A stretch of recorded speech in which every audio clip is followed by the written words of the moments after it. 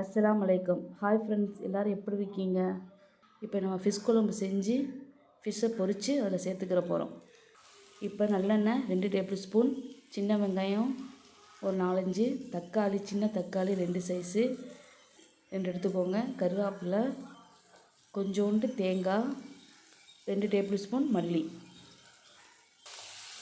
நல்லா வதக்கிக்கோங்க, பச்சை வாசனை போகிற வரைக்கும். தேவையான அளவு உப்பு. இப்போ இதில் மிளகாய் பொடி, தேவையான அளவு உப்பு, இது பொரிக்கிறதுக்கு 1 டேபிள் ஸ்பூன் மல்லிப்பொடி, லைட்டாக எண்ணெய் சேர்த்துக்கோங்க. இப்போ பெரட்டி எடுத்துக்கோங்க. தேங்காய் எண்ணெய் ஊற்றி இதை பொரிச்சுக்கிடலாம்.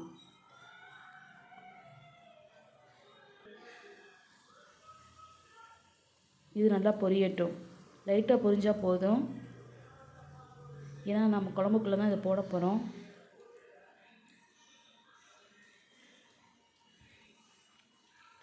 ஃபிஷ்ஷோட தலையும் லைட்டாக வாட்டி எடுத்துக்கோங்க. இப்போ லெமன் சைஸ் அளவு புளி எடுத்துக்கிறேன். இப்போ இது வதங்கிடுச்சு. இப்போ இதை ஆட்டி எடுத்துக்கலாம்.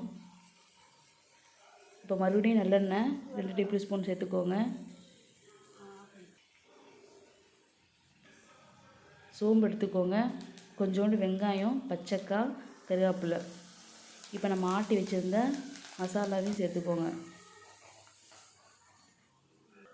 இது கொஞ்சம் வதங்கட்டும். இப்போ தேவையான அளவு மிளகாய் பொடி 2 டேபிள் ஸ்பூன் எடுத்துருக்கேன். இப்போ நான் கட் பண்ணி வச்சுருக்க மாங்காய் இதில் எடுத்துக்கிறேன். இப்போ புளி கரைசலை இதில் சேர்த்துக்கோங்க. இப்போ மல்லிப்பொடி 4 டீஸ்பூன் போட்டிருக்கேன். இப்போ பொரிஞ்சிருச்சு, கொதிக்கவும் மீன் எடுத்து இதில் சேர்த்துக்கோங்க.